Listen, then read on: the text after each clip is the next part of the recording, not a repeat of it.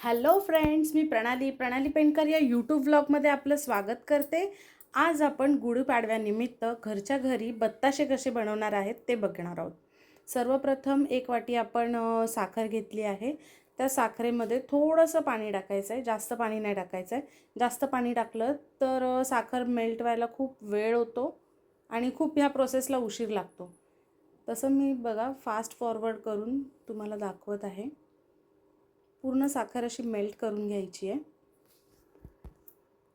साखर जोपर्यंत मेल्ट होते तोपर्यंत आपण एका प्लेटला तूप लावून घ्यायचं आहे आणि त्याच्यावरती दोरा ठेवायचा आहे, जेणेकरून आपले बत्ताशे तयार झाले की त्या प्लेटमध्ये आपल्याला काढता येतील। बघा अशा प्रकारे। आणि ही प्रोसेस खूप पटापट करायची आहे, कारण ते पटकन घट्ट होऊन जातं।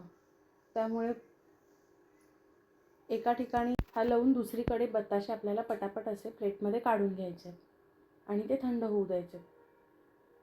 बघा तर मी असा दोरा घेतलेला आहे आणि माझी गुढी छोटी आहे, त्या अकॉर्डिंग मी अगदी छोटे छोटे बत्तासे काढून घेतलेले आहेत।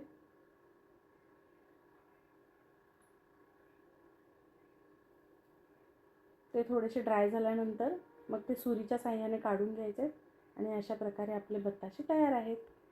आपण बाजारातून विकत आणण्यापेक्षा स्वतः घरच्या घरी बनवलेले बत्ताशे बघून मनाला खूप छान वाटतं। अशा प्रकारे रेडी आहे माझी गुढी। बघा, व्हिडिओ आवडला तर नक्की शेअर करा, लाईक करा आणि चॅनलला सबस्क्राईब केलं नसेल तर सबस्क्राईब करा। धन्यवाद।